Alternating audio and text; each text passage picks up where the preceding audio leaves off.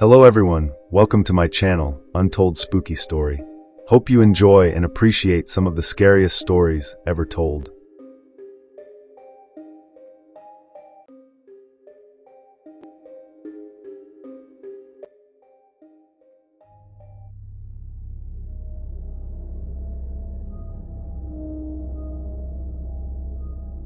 Christmas has always been a big deal in my family.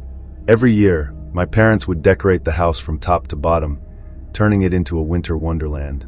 We'd hang stockings by the fireplace, set up a massive tree in the living room, and string lights along every corner of the house. It was tradition and I loved it. Last year, though, was different. Last year, Christmas became something I'd rather forget, because that was the year we had an uninvited guest. It started on Christmas Eve.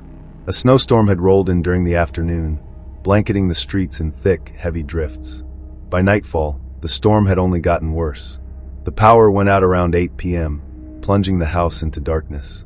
My parents lit candles while my little sister, Emma, and I sat by the fireplace, trying to stay warm. "It's cozy, isn't it?" my mom said, trying to keep the mood cheerful. "Like the old days."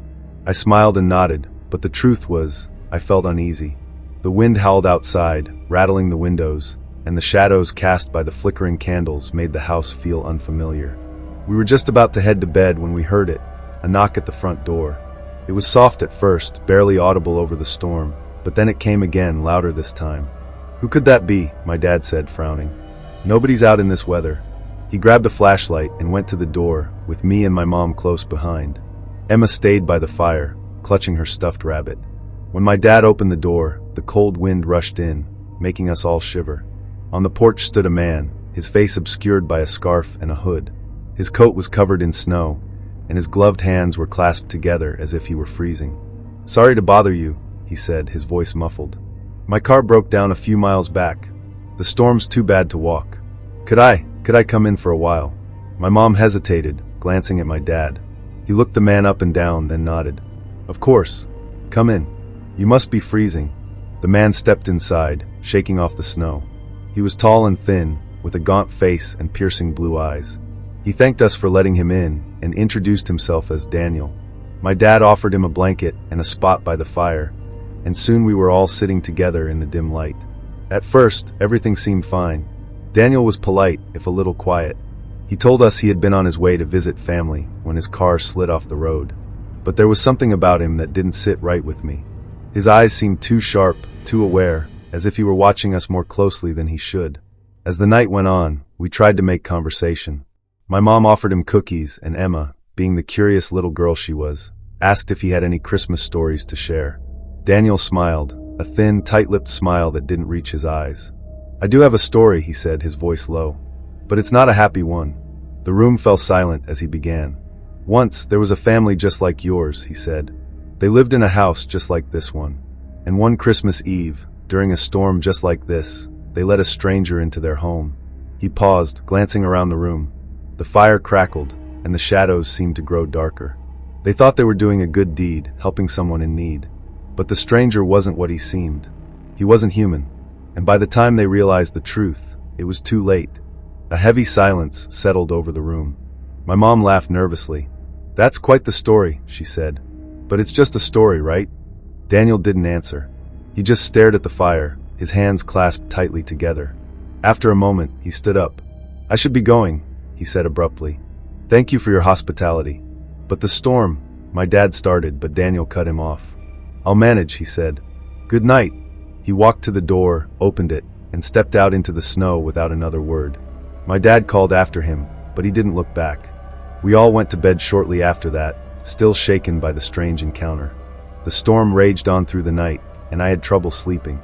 Around midnight, I got up to get a glass of water. As I passed by the living room window, I froze. In the front yard, just visible through the swirling snow, was a snowman. It hadn't been there earlier. We hadn't built one.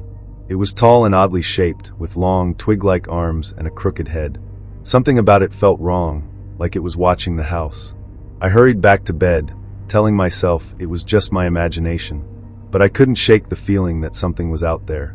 Around 2 a.m., I heard it, a soft, shuffling noise coming from the living room. I crept out of bed and down the hall, my heart pounding. The living room was dark, the fire reduced to embers. But as I stepped closer, I saw something that made my blood run cold. The front door was wide open, snow blowing in across the floor. I grabbed a flashlight and shined it outside. The snow was untouched, no footprints, no sign that anyone had been there. But when I turned the light back toward the living room, I saw them, wet footprints leading from the door to the fireplace, then disappearing into the shadows. I backed away, my hands trembling. Suddenly, I heard Emma scream from her room. I sprinted to her room, throwing the door open. She was sitting up in bed, clutching her stuffed rabbit, her eyes wide with terror. "What's wrong?" I asked, my voice shaking. She pointed to the window. "He was there," she whispered. "The man from the fire. He was looking at me." I ran to the window and threw open the curtains. There was nothing there, just the snow-covered yard. But when I looked closer, I saw something that made my stomach drop. The snowman was gone. The next morning, the storm had passed, and everything seemed normal again. But none of us could forget what happened that night. My parents insisted it was just a stranger in need, but I knew better. Something about Daniel, or whatever he was, wasn't right. We never saw him again. But every Christmas Eve, I can't help but feel uneasy, like someone is watching, waiting. And if you ever find yourself stuck in a storm, and a stranger asks to come inside, be careful. You never know what kind of guest you're letting in.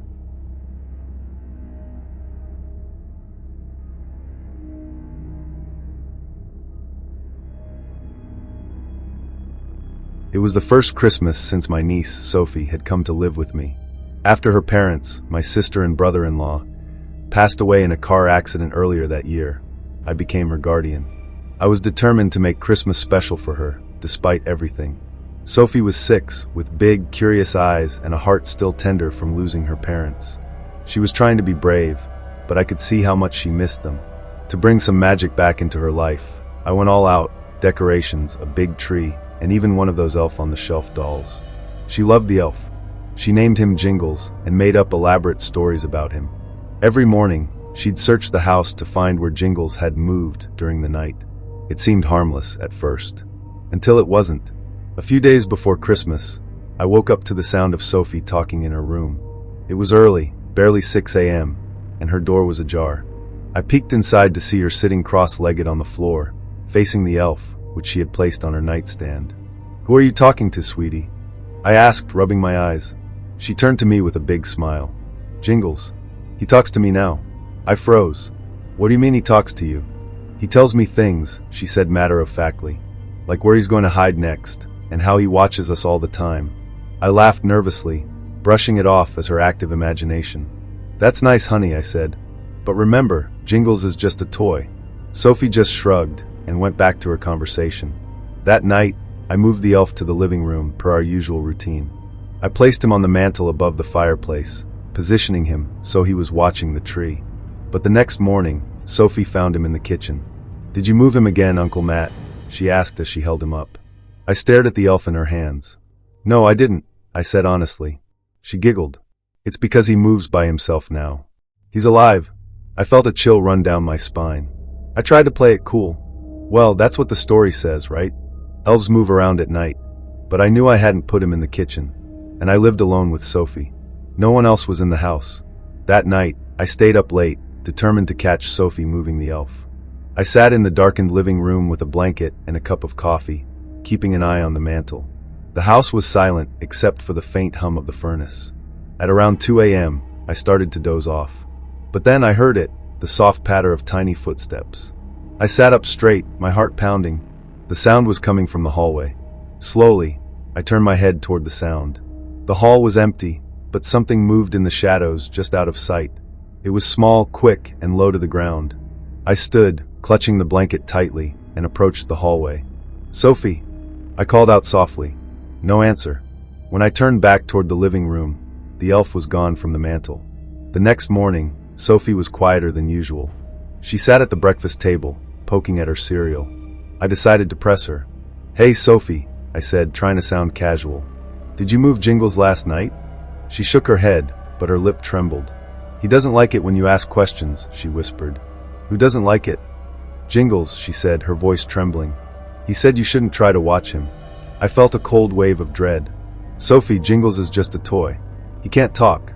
He can't move on his own." She looked up at me, tears welling in her eyes. He's not just a toy. He told me he's going to take me to see Mommy and Daddy. I didn't sleep that night. I kept Sophie in my bed, locking the door and leaving the lights on. She slept soundly, clutching her stuffed bear. I kept one eye on her and the other on the door, expecting something, anything, to happen. By morning, I felt foolish. Maybe Sophie had been playing tricks on me. Maybe I was letting my imagination run wild. I decided to get rid of the elf. But when I went to find him, he was gone. I searched the entire house, but Jingles was nowhere to be found. That was the moment I realized Sophie hadn't been playing a game. Something was wrong, terribly wrong. On Christmas morning, I woke up to an empty bed. Sophie was gone. I searched the house, calling her name, but she didn't answer. The front door was locked from the inside, and all the windows were shut. There was no sign of her anywhere. Then I saw it, a trail of tiny footprints in the snow outside the back door, leading into the woods. The footprints were too small to be Sophie's. They looked wrong. Panicked, I grabbed a flashlight and followed the trail, shouting her name into the icy air. The footprints led me deep into the woods, to a small clearing surrounded by snow-covered trees. In the center of the clearing was Jingles. He was standing upright in the snow, his painted smile now a sinister grin. And next to him was Sophie. She stood perfectly still, her eyes wide and unblinking, her lips blue from the cold. "Sophie!" I shouted, running toward her. But as I got closer, I realized something was horribly wrong. She wasn't breathing. I fell to my knees, cradling her lifeless body, sobbing uncontrollably. That's when I noticed the note pinned to her coat. It was written in tiny, jagged handwriting that looked like it had been scratched with a needle. "Thank you for letting me play. She's with them now." I looked up, and the woods around me seemed to come alive with movement, shadows darting between the trees, whispers carried on the wind. I turned back to the elf, but he was gone. Sophie's disappearance was ruled an accident, exposure from wandering into the woods. No one believed my story about the elf, and honestly, I don't expect them to. But every Christmas since, I found footprints in the snow outside my door. And each time, there's a note waiting for me. It's lonely without her. Can I come inside?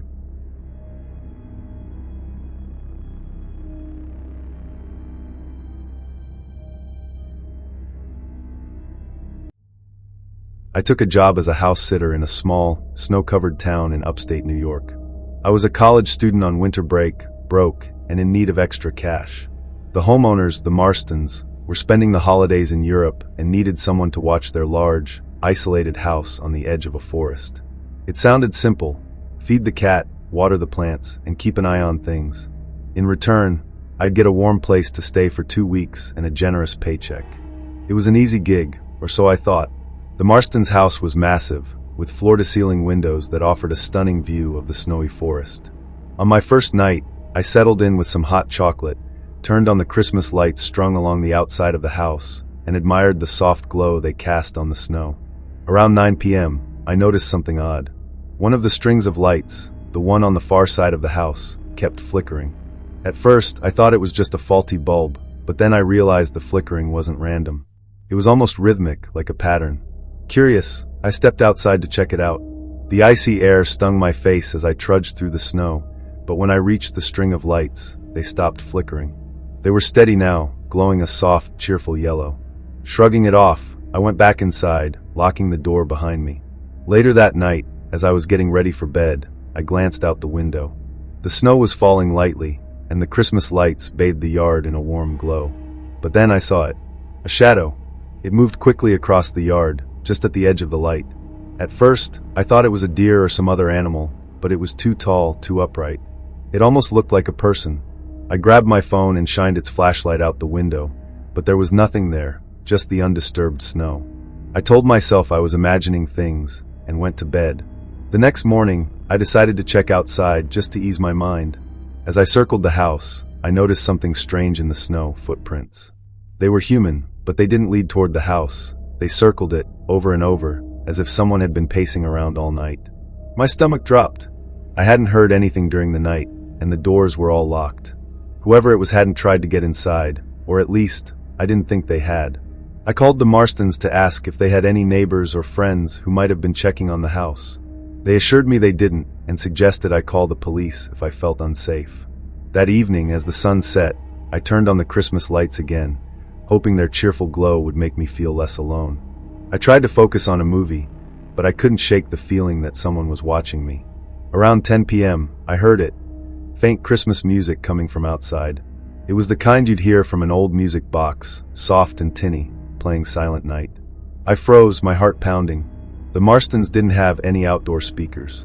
The music seemed to be coming from the direction of the forest. Against my better judgment, I grabbed a flashlight and opened the back door. The music grew louder as I stepped into the yard, the cold biting through my coat. And then, just as suddenly as it started, the music stopped. I turned back toward the house, ready to lock myself inside, when I saw it, a figure standing in the shadows near the edge of the forest. It was tall and thin, with limbs that seemed too long for its body. Its head was tilted, as if it were studying me. "Hello!" I called out, my voice trembling. "Who's there?" The figure didn't move. Instead, the Christmas lights on that side of the house began to flicker again, faster this time, like they were trying to send a message. And then it stepped forward. I didn't wait to see what it was. I turned and ran back inside, slamming the door and locking it. My hands were shaking as I grabbed my phone and dialed 911. As I spoke to the operator, I heard something, a soft tapping on the window behind me. Slowly, I turned around. The figure was there, its face pressed against the glass. Its skin was pale, almost translucent, and its eyes were empty sockets. It grinned, revealing rows of jagged yellow teeth. I screamed and dropped the phone, running upstairs to the master bedroom. I locked the door and hid in the closet, clutching a fireplace poker I'd grabbed on the way up. I sat in the dark, listening. The tapping had stopped, but now I could hear footsteps, slow, deliberate, moving through the house. I held my breath, praying the police would arrive soon. Suddenly, the Christmas lights outside began to flicker wildly. Their glow seeped through the gaps in the closet door, casting strange, shifting shadows. And then the door creaked open. The last thing I saw was its face, inches from mine, as the lights outside exploded in a burst of blinding white. When the police arrived the next morning, they found the house empty. The snow outside was undisturbed, no footprints, no signs of a struggle. The only thing they found was the Christmas lights, all shattered, their wires coiled neatly into the shape of a star. They never found me. They never found anything. If you ever house sit during the holidays and the lights start to flicker, leave. Don't wait. Don't look outside. And whatever you do, don't follow the music.